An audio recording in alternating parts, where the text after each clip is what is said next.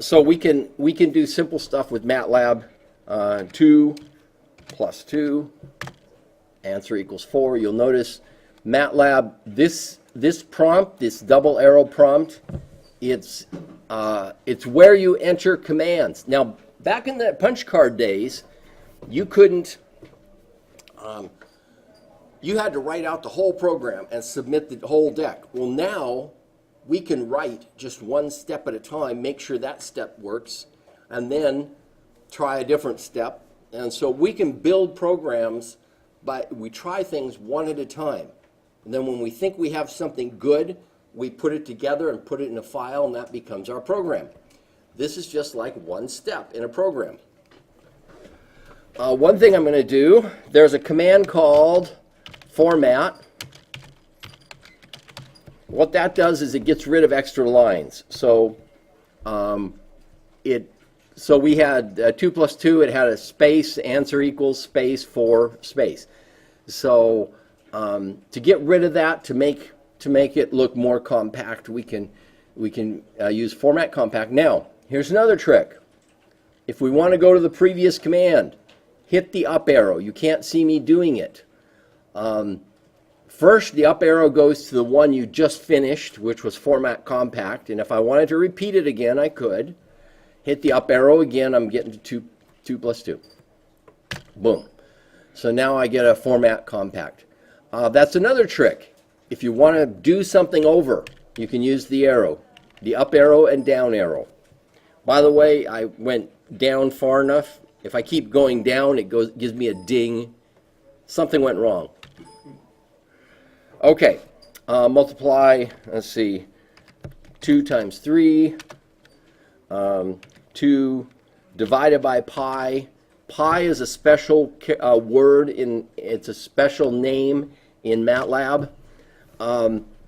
There's a few of them. I, that's the complex unit. I and J are both complex units. There's a few of them. If you want to know if something is already in use, type exist. So as you're choosing names, you're going to choose names for your stuff.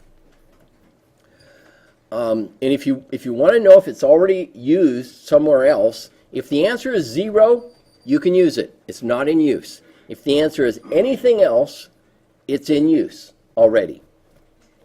We like I as an index, for example. The 5 has a meaning. It's a system. It's built into Matlab, and 1, 2, 3, and 4 have different meanings, like you're using it in your program or something like that.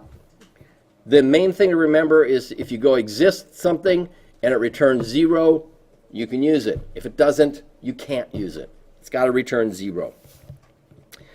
So we can make variables. X equals 2.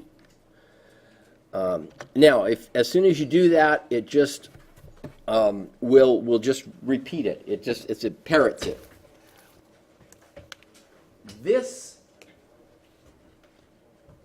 This equal sign, that is a set. This, we don't know, x, prior to this, x was not equal to 2. X was undefined. In fact, I'm going to go to here's another thing, workspace. Right over here to your right is something called workspace. These are, X is like it's a storage. It stores your information. In algebra, you finished calculus, right? You got to have calculus to take this course. So you know about a symbol containing a variable, containing a number. Computers use the same language. They work the same way. X is a certain storage location in the computer, and it's storing 2 right now. I'm going to go ahead and there's a couple things you can do. Like any other program, it's got UI. You have a drop-down menu. You can do stuff. You can clear out the entire workspace, and when I do that, X will no longer exist. It's gone. Now I go set X equals 2. This is a set.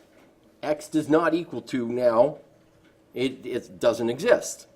As soon as we do a set, Boom, it exists. Now if I ask about its existence, it does exist now. We've just made it. We've just called it into existence. Over here in the workspace window, we see the variable we've created, the x variable. There's a default variable called answer. Whatever the result of the previous calculation was, it's set equal to answer. If you do some complicated thing and you forget to set it equal to a variable, you'll get answer equals. In fact, we've seen that before up here. Answer is being set to 4. When you do 2 plus 2, it's like ANS equals 2 plus 2. The Matlab automatically does that for you. And so now go, oh, I forgot to set a variable equal to that. You can say variable equals answer. You could put x equals answer.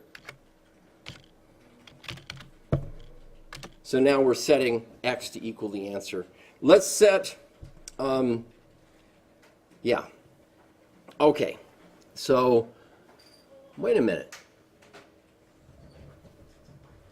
I set x equal to 2, and all of a sudden it went back to 1. Right, right, yeah, very good. Very good. You notice what I did? When I did this command right here, the value of answer changed. The value of answer is no longer equal to the value of x. The value of answer after I do x equals 2, it's 2. And then I do this command, you change answer to 1. Now if I set x equal to the answer, I'm setting x equal to 1. Okay, let's repeat that. I've set x equal to 2. It says answer is still equal to 1. Let's try that. Okay. Why didn't it set it to 2? Now, one thing about computer programming you guys are going to figure out, not too distant future, things don't always do what you expect. Sometimes you got to be careful, do a little trial and error. I think the reason it didn't set answer equal to 2 is because I set x equal to 2 and it says I don't need to set answer equal to anything when I do x equals 2. So just slow down a little bit. Be careful. Watch what's going on. Take a look at this window. When you're doing stuff, whatever you're doing, take a look over here. Check it out. Both in Excel and here, you have some help. Well, the big question mark in Excel. By the way, how many of you, in doing your Excel homework, have been looking at the help? Okay. Don't be afraid to go to that question mark button.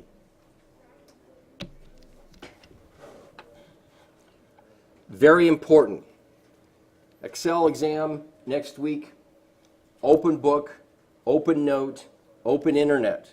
So you can go get help if you don't know how to do something. But you got to go get it. It's going to be more important. There's a question mark button in Excel just like Matlab. Most programs, that's kind of been the default, is they'll have a big question mark button. That means help.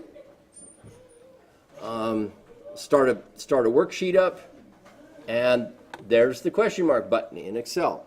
Go get help. Another trick to remember, use the internet. Google. The help might not be obvious in Excel. It might not be obvious in Matlab. But a lot of times people have encountered the problem you're encountering. So,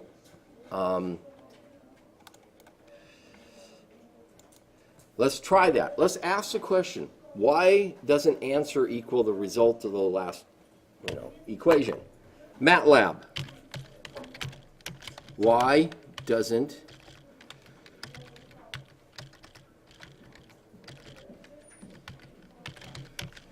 ANS equal result of last calculation? Somebody's probably found that out. Let's see. Basic programming structures in Matlab. That might be the best best, obviously when you're Googling something, you take a look and you say, which one looks the best? Which answer looks the best? And I don't see my answer here. I mean, by the way, there's other instruction. This does pull up other things. It probably doesn't answer the question I'm interested in, but you're going, oh, maybe it's got some information that might be useful in some other way. So use help, use the internet. Yes, Joshua? So when you set x to 2 and then you put exists x, it won't give you the actual value of what it's worth. It'll tell you whether it exists or not. And Correct. what thing it is. Correct. So it would be between 1 and 5 no matter what. Correct. If you set it as 1,000, it'll tell you what it is. Yeah. So, okay, we got a little goofy thing going on in Matlab. I don't know why. I'm going to say I don't care. I'm going to keep using it, and we're going to move on. So wrap that around your brain. Sometimes you won't get an answer. You might find the answer out later. That's okay. Do your work. Do what you need to do. What if you were to just clear it all and see if it does it, and then you said x equals 2? Well, let's try that. Let's go for it. Trial and error, both with, there is a, come on, it's got to be here somewhere. Clear workspace, there it is. Okay. What's that now? You can, yeah. You can use most of the command line things you have available on the menus. Okay, so let's do x equals 2 down here. And answer doesn't exist. So I think that's pretty strongly indicating what the answer is. If you've set a variable equal to something, the system says, Matlab says, oh, we don't need to know what A and S equals. We don't have to set this equal to A and S. We're going to leave A and S alone. So behind the scenes, somewhere, some programmer has decided how things work. And it might be a little mysterious to you, but that's okay. I mean, that's goes with the territory. Get from path A to path B. You don't care how you get there. I can go to downtown Tyler a couple of ways. So if one way looks like, it looks like it's a roadblock, go the other way. Okay. And people at MathWorks, they know every nth detail of how this thing works. And any programmer at MathWorks, if you ask them how the entire thing works, they couldn't tell you. They know their piece.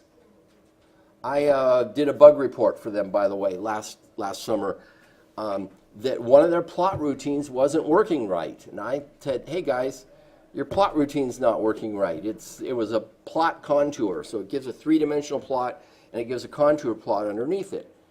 And I found a bug and reported it and said, you've got a bug here. And they said, oh, yeah, we do. So things happen to them they don't expect.